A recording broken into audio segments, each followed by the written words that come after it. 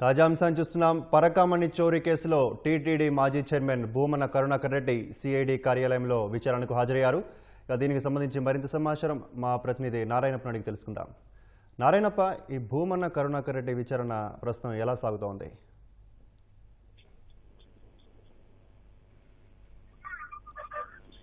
చందు, తిరుమల శ్రీవారి ఈ కేసులో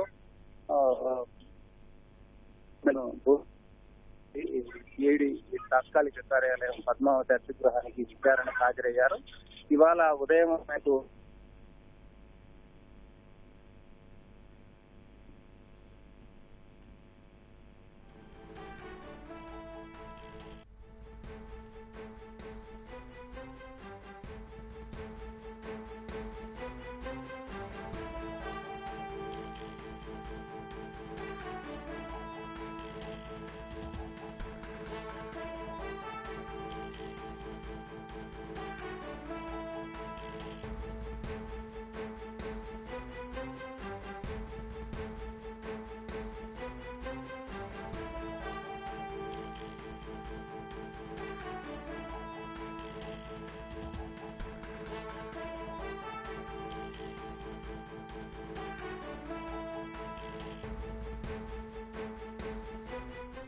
పరకామణి చోరీ కేసులో టీటీడీ మాజీ చైర్మన్ భూమన కరుణాకర్ రెడ్డి సిఐడి కార్యాలయంలో విచారణకు హాజరయ్యారు. దీనికి సంబంధించి మరింత సమాచారం మా ప్రతినిధి నారాయణప్ప అడిగి తెలుసుకుందాం.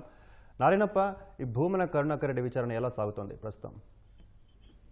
తిరుమల శ్రీవారి పరకామణి చోరీ కేసుకు సంబంధించి టీటీడీ మాజీ చైర్మన్ భూమన కరుణాకర్ రెడ్డి విచారణకు హాజరయ్యారు. తిరుపతిలోని పద్మావతి అతిథి గృహంలో ఏర్పాటు చేసిన సిఐడి తాత్కాలిక కార్యాలయానికి కొద్దిసేపు క్రితం విచారణకు వచ్చారు. ఇవాళ ఉదయం సిఐడి అధికారులు పరకామణి కేసులో చోరీకి సంబంధించిన అంశంపై విచారణకు రావాలని చెప్పి ఆయనకు నోటీసులు జారీ చేశారు. ఆ నోటీసుల్లోని మధ్యాహ్నం 3:30 గంటలకు హాజరు కావాలని సూచించడంతో అందుకు అనుగుణంగానే ఆయన 3:30 గంటలకు పద్మావతి అతిథి గృహానికి చేరుకొని సిఐడి అధికారులు విచారణకు హాజరయ్యారు. 2023 ఏప్రిల్ 7 తారీఖున తిరుమల పరకామణి చోరీ జరిగిన సమయంలో కరుణాకర్ రెడ్డి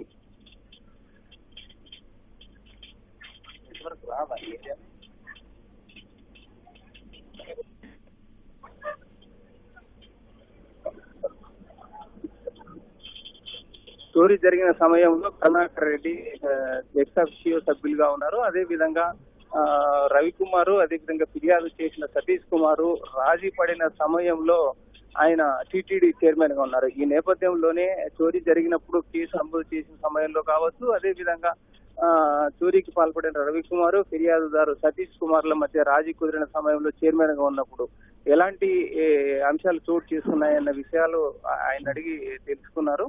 అదే విధంగా రవికుమార్ కి సంబంధించిన 14 కోట్ల రూపాయల ఆస్తులను టీటీడీకి విరాళంగా ఇవ్వడం ద్వారా కేసును రాజీ కుదుర్చుకునేందుకు అప్పట్లో ఆమోదం తెలిపారు.